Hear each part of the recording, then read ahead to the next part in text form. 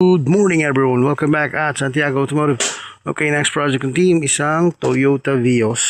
Now, ito namang Toyota Vios ito ay nato sa residence ng may-ari dahil medyo tumirik na siya sa kalsada. So, check natin kung ano nangyari. So far, binababa na ng team yung transaxle na itong Toyota Vios ito. So, check natin yung CVT niya kung ano nangyari. We are Team Sax!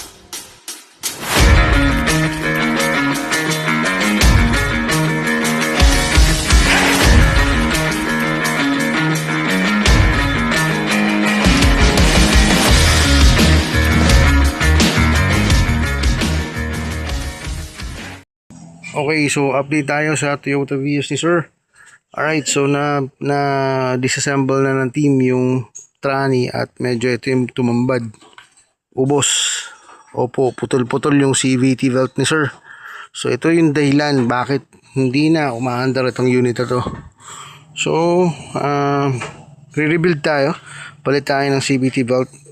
And then, ipapolish natin yung pulley ni Sir dahil medyo may tama. So, update kami habang re-rebuild nitong Toyota Vios CVT.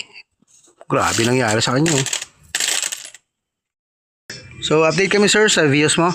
Okay, naka-install na po yung bagong chain natin. At nakita nyo na resurface na po yung ating mga pulleys. So ito yung ating bagong chain. Then ito yung sayo. So ito yung nangyari sa kanya. Pero na-install na po natin dito. Ayan. Yun. So after nito, install natin doon sa pinaka main housing. Then dire-diretso na yung rebuild nila Sir Win at Sir Joy.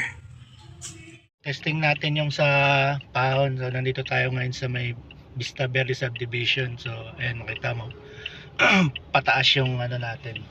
Tapos ito, naka-drive ka, naka-full stop tayo. So, subukan natin kung maingay pa.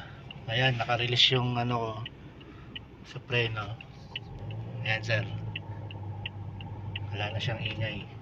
Isa pa, preno, full stop, tapos testing. Isa pa ulit, preno, rev. Ayan sir, clear na siya, wala na siyang